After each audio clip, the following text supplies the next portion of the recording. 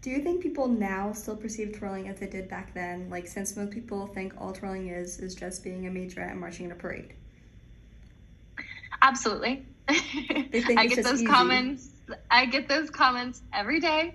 Anytime I go to a doctor, I go to get a massage, I go to get my nails done, I go anywhere, and people ask me, "Oh, what do you do?" I feel the need to, I don't want to say lie, but I feel the need to say dancer, gymnast, because it was never taken seriously. So like when I would try to go get sports massages to help my back pain, I felt like I couldn't say baton twirler because they wouldn't take me seriously and they wouldn't focus on the areas that I was seeing pain in. So oftentimes what I have to do is I have to show videos, because otherwise they're like, oh, okay, she's baton twirler. You know, it's just not something that people understand what the modernization looks like. And so I feel like a big goal of mine in my post career has been to expose people through social media to the reality of modern baton twirling. It's a multi-sport that incorporates gymnastics, the agility and endurance of any other major sport, artistry, the ability to adapt, hand-eye coordination. These are things that I guarantee most other athletes couldn't perform as well as I probably could perform their sports. It is a specialized kind of sport that deserves a new kind of recognition for the way that it's evolved.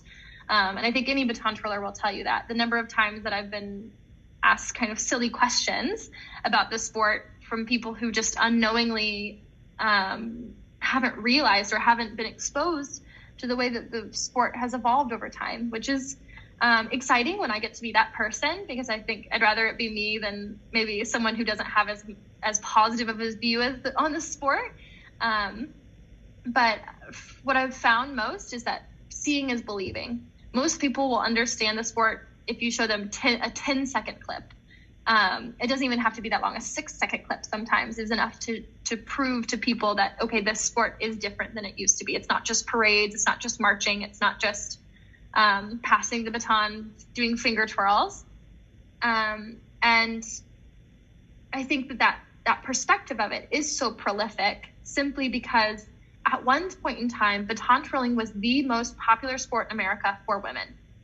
It was by far, it was the sport that everyone did. And at that time, that's what baton twirling looked like. It was so popularized. What's that quote that they always say? If it was easy, everyone would do it. At that point in time, it was a little easier, right? Everyone did it. And as less and less people did it, it became more and more specialized. And a lot of that changed with the passage of Title IX, which allowed women to participate in a variety of other sports. So with the passage of Title IX back in, I think, the 70s, that opened up the opportunity for women to do all sorts of other sports. And unfortunately, that diminished the population of baton twirlers. And then as that population diminished, it became more and more competitive. And of course, at the top, baton twirling was always very, very competitive, especially in those times because there were hundreds and hundreds of athletes in every single category. At the national championships, at the state championships, at every level, there were hundreds and hundreds of twirlers. But day to day, anyone you met who was a baton twirler was not at that level, as you can imagine. I think it's probably the same that way. The numbers are just proportionally smaller. But I don't know. I always just go back to seeing is believing and allowing people the opportunity to experience baton twirling by seeing videos on social media or by seeing performances at sporting events or wherever they may see it. I think that's going to create a lot of great exposure for what is the new baton twirling. Lastly, what is your favorite twirling memory? My favorite twirling memory? This is always a hard question as well. I feel like I can never pick one. When I think about my biggest twirling memory overall, it would have to be,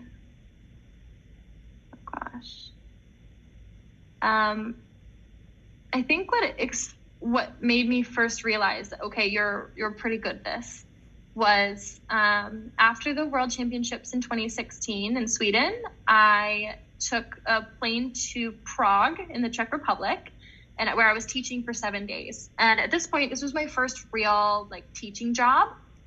I had never really taught before, at a professional level, and to go for 7 days was kind of a lot, not as like a little local clinic. I taught locally. I taught little kids beginner basics.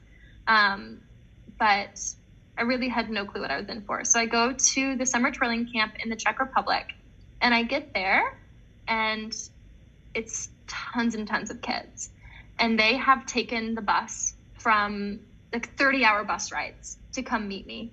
And not only were they crying when they met me, but their parents were crying when they met me. And they were like, I can't believe I get to meet you in person. To get to work with you is like one of my biggest dreams in life. And to have that kind of outpouring of love was, of course, overwhelming. And at that point in my life, like I said, I truly didn't know how good I was at that point in time, really. And I really felt like at that point I hadn't peaked. 2016 was a particularly hard year for me. That was my first year away at college. So I felt like my career was taking a dip. I wasn't as strong as I was the year before. And yet I was still receiving all of this love. And it was truly shocking.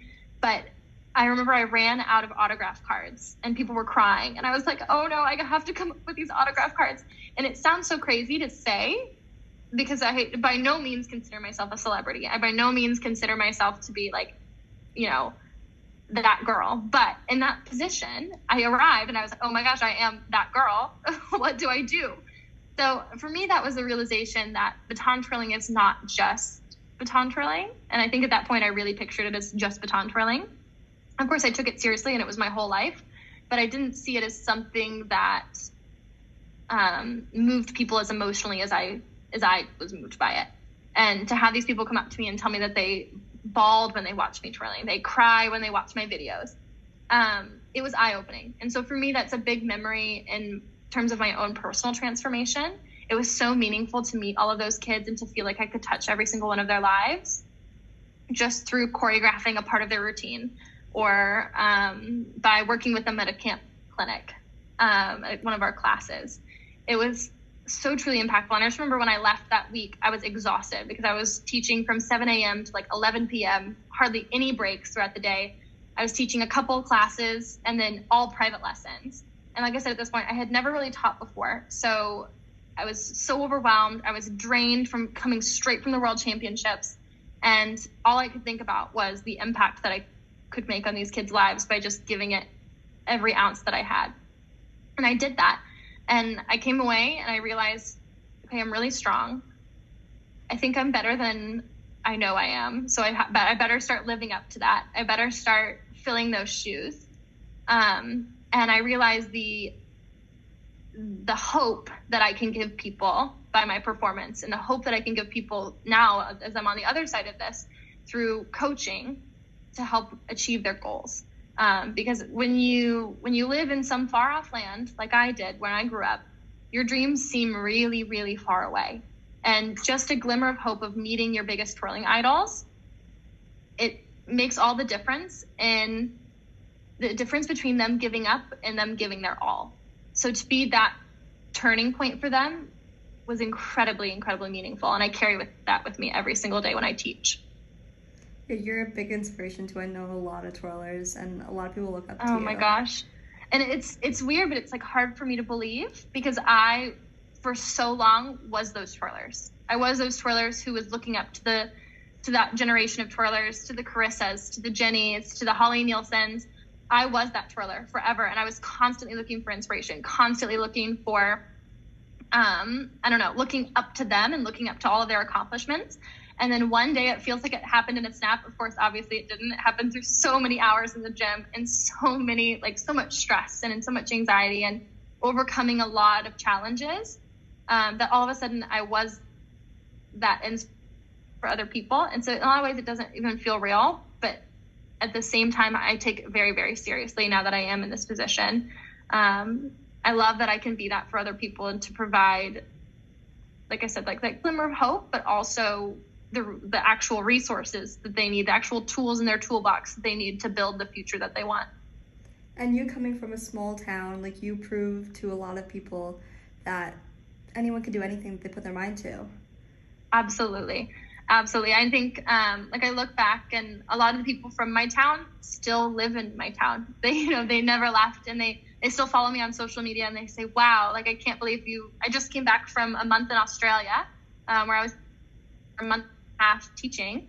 And, those are things that even I, in my small town, never dreamed of. I always dreamed of being a world champion. I remember I came home from my first ever twirling lesson, and I looked at my mom and I said, Mom, I'm going to be on Team USA, and I'm going to be a world champion. And she said, we'll see about that. Like, is that even a thing? Does that exist? I said, I don't know, but I'm going to do it. And, like I said, I was really stubborn. So I saw it through to the end, and then some.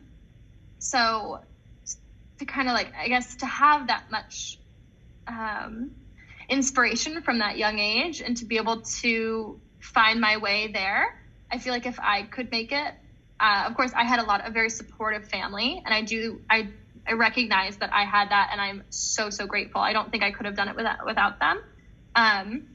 But if people don't have that supportive background, I want to be their support. I want to make sure that they know that their dreams are seen, first of all, but also that like twirling is accessible to anyone and everyone, no matter what your background is, no matter what your ability level is, no matter what your dreams are. I will say not everyone can be a world champion, obviously, but everyone can make something out of the sport if they choose to and if they want to. I think that's a really important dream to acknowledge and to support. So that's all I have for you today. Thank you so much for your time. Sure. Of course, Isabel.